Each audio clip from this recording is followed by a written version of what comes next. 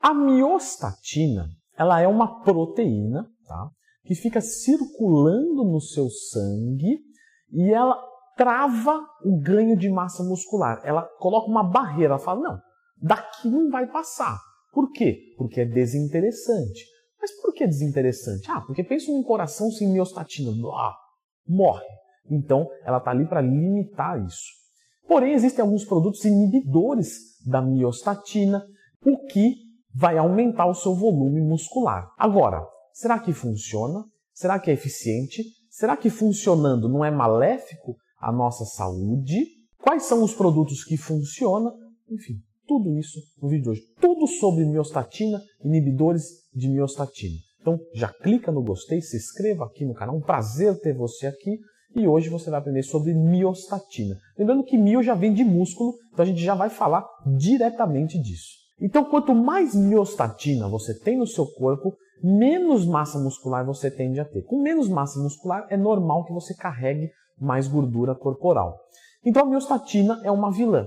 Não necessariamente. Porque, veja só, se você aumentar muito a sua massa muscular e ficar com pouca gordura, esteticamente pode ser muito interessante. Mas, veja só, a sua sobrevivência fica ameaçada. Porque você tem um tecido muito ativo e o tecido passivo de reserva de energia é baixo.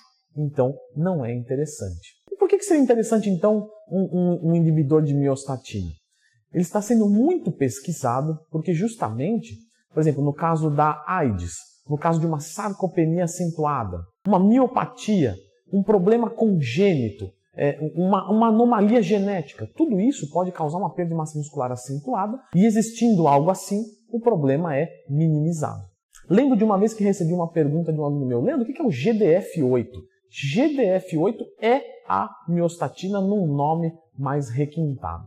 E o que significa o GDF? Fator diferenciador de crescimento. Algumas pesquisas em ratos, foi bloqueada a miostatina neles e foi observada uma grande capacidade de ganhar massa muscular sem fazer nada.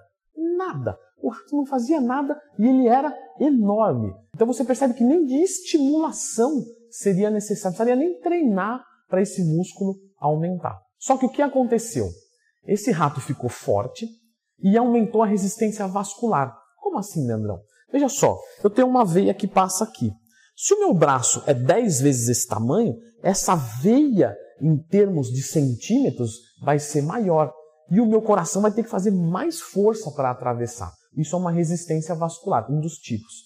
Isso foi muito aumentado e houve problemas de coração nos ratos. Pois bem, aí começou a vir a onda de inibidores de miostatina natural, como a cistoseira canariense. E dizia que isso diminuía a miostatina e tal, mas na verdade, infelizmente, a gente começou a analisar e não diminui a miostatina de forma que vai mudar nada aos seus resultados, portanto, eficiência zero. Então, ao que sabemos hoje, não existe um inibidor de miostatina eficiente. Inclusive, existem muitos suplementos que não fazem nada, tá? E a mídia televisiva, principalmente, esses veículos, empurra isso na gente. Eu já até fiz um vídeo sobre isso. 10 vezes que a mídia televisiva enganou você e fez você gastar dinheiro sem te dar nada em troca. Sempre que tiver uma curiosidade, alguma coisa nesse sentido, procura. Sei lá, Leandro Twin, suplementos mentirosos. Você vai encontrar um vídeo meu aqui no canal. Leandro Twin mais tema. Agora, uma coisa muito legal que foi descoberta. Como que eu diminuo a minha miostatina sem tomar nada? Adivinha só. Treinando para hipertrofia muscular. Por quê? Porque quando o corpo detecta um dano muscular, ele faz uma retroalimentação e tende a diminuir um pouco a miostatina para recuperar.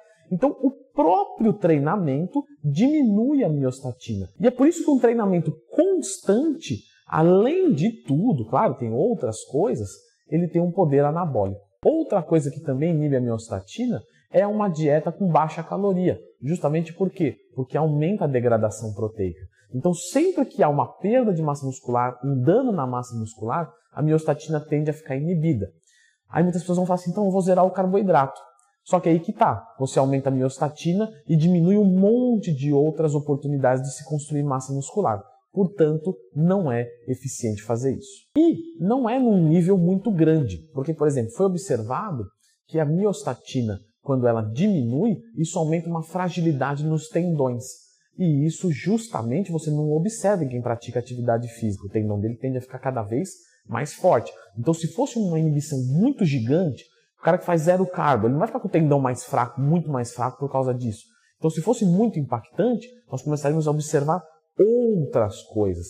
Então, não dá para considerar isso um fator determinante. Então, você vai treinar e vai fazer dieta normalmente. Agora, uma coisa legal que veio na onda foi os SARMs. São moduladores androgênicos de receptores específicos. Então, são substâncias que têm afinidade, por exemplo, com os receptores da massa muscular, mas não tem tanta afinidade com o do couro cabeludo ou da próstata. Então, dá resultados sem dar tantos, sem dar alguns dos colaterais. Obviamente, o resultado é menor, porque não tem jeito, a regra é clara.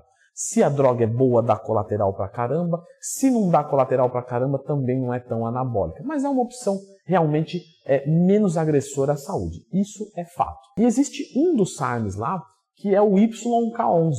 E o YK11 é um SARM inibidor da miostatina. E isso é bem interessante. Eu vou deixar vocês com esse vídeo aqui, tá? Não é uma substância natural, é uma substância que tem colaterais, mas é o mais próximo que nós temos hoje de um inibidor de miostatina que realmente funciona. Obviamente ele tem uma capacidade androgênica que ajuda muito, certo? Mas veja esse vídeo completinho, só a título de curiosidade.